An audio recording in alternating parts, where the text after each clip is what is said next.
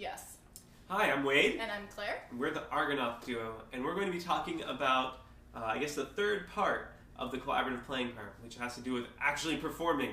How do you perform while you're also collaborating with other people? Absolutely. So one of the biggest things that is often neglected is the logistics. Not the musical stuff, but... Right.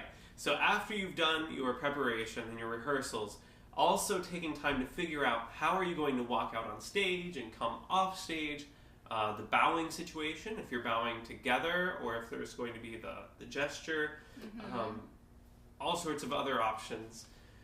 Just a few other things, making sure you kind of are comfortable with the acoustics in the place where you're performing, if you haven't had the luxury of rehearsing in your hall. If there's kind of a unique piano setup, like where you're going to stand so that everyone can see, making sure you can see each other from where you're set up. Or if there's a unique piano at the venue. If you get a chance to look at it in advance, try out everything that you can. Because you never know, some pianos are more finicky than others. Yes, so checking that out. And then just making sure if you're playing from music, making sure you have your music. Yes. Making sure you have backup copies of the music. Right, backup copies of the music. Make sure you have all your clothes and that they fit and are clean. And that you can play in them. Yes. Always try to play in your performance outfit before you actually get there. At least once. If you're working with someone else, you might want to kind of pick a color to, either decide, what the general look is. If someone thinks you're showing up in jeans and a t-shirt and someone else is showing up in a tux, that doesn't work out so well. Yeah, talk about that in advance and sort it out. So you don't have fashion emergencies on the day. Indeed.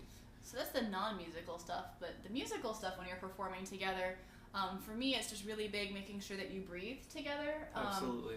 Knowing how you and your partners respond to performance adrenaline or performance nerves if you get them, and kind of knowing each other's tendencies.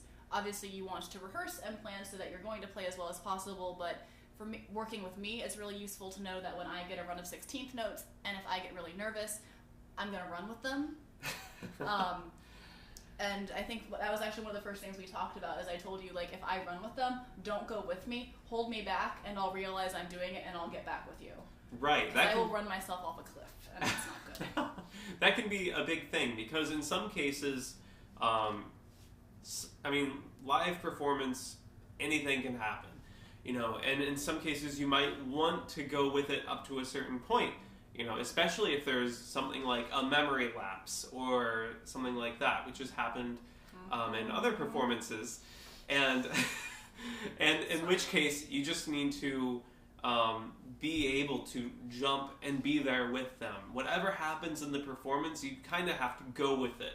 And you kind of have to just sell it and make it work, even if it's not what you rehearsed. So don't be the jerk who's like, well, I'm executing my part exactly the way I practiced it while your partner is freaking out. And also, work on your facial expressions, because you don't want to show the audience that you're having issues. Right, exactly. Whether you do that with a video camera or with a mirror, it can be very helpful, to... I guess you could say keep a straight face, or don't, grimace if there's a wrong note or you mess something up or anything like that. Or if the person you're performing with does, it's... Yeah, so just to be solid and, as much as you can breathe. I know with violinists, we kind of lift and cue a little bit to kind of show downbeats. Same sort of thing at the piano with a physical preparation before the attack. So making sure that you exaggerate that even more than you might when you're practicing, when you're in performance, and especially making sure to breathe a little more oxygen into the brain never hurts. Absolutely. So those are our tips on having a successful collaboration. We hope you found them useful. Yeah. Comment down below. Yeah, please if you have any feedback, or if you have any tips that you think we should try, or if you've tried any of our tips and you think they're useful. Love to hear about them. And subscribe for more music, more covers, discussions, questions.